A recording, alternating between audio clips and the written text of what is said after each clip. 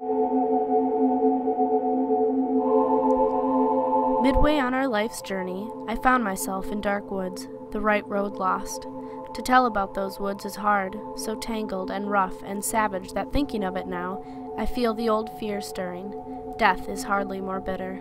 And yet, to treat the good I found there as well, I'll tell what I saw, though how I came to enter I cannot well say, being so full of sleep, whatever moment it was I began to blunder off the true path.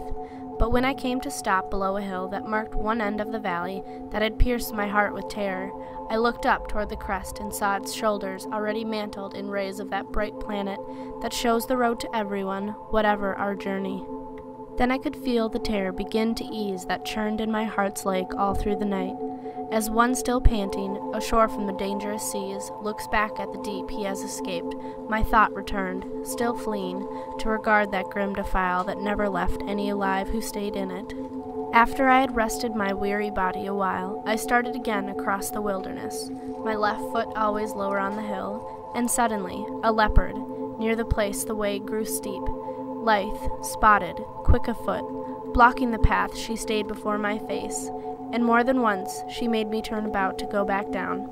It was early morning still, the fair sun rising, with the stars attending it, as when divine love set those beautiful lights into motion at creation's dawn, and the time of day and season combined to fill my heart with hope of that beast with festive skin, but not so much that the next sight wasn't fearful. A lion came at me, his head high as he ran, roaring with hunger so the air appeared to tremble. Then a grim she-wolf, whose leanness seemed to compress all the world's cravings that had made miserable such multitudes.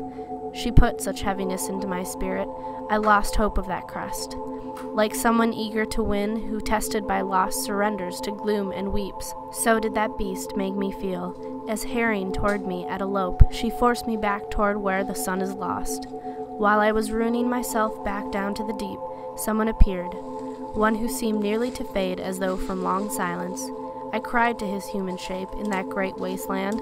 Living man or shade, have pity on me and help me, whichever you may be. No living man, though once I was. He replied, My parents both were Mantuians, from Lombardy, and I was born sub Julia, the latter end. I lived in good Augustus's Rome, in the day of the false gods who lied. A poet, I hymned Anchises' noble son, who came from Troy, when the superb Ilium in its pride was burned. But you, why go back down to such misery? Why not ascend to the delightful mountain, source and principle that causes every joy? Then are you Virgil? Are you the font that pours, so overwhelming a river of human speech? I answered, shamefaced. The glory and light are yours. That poet follow, may the love that made me search, your book and patience study avail me, master. You are my guide and author, whose verses teach. The graceful style, whose model has done me honor. See this beast driving me backward. Help me resist, for she makes all my veins and pulses shudder. A different path from this one would be best for you to find your way from this Pharaoh place.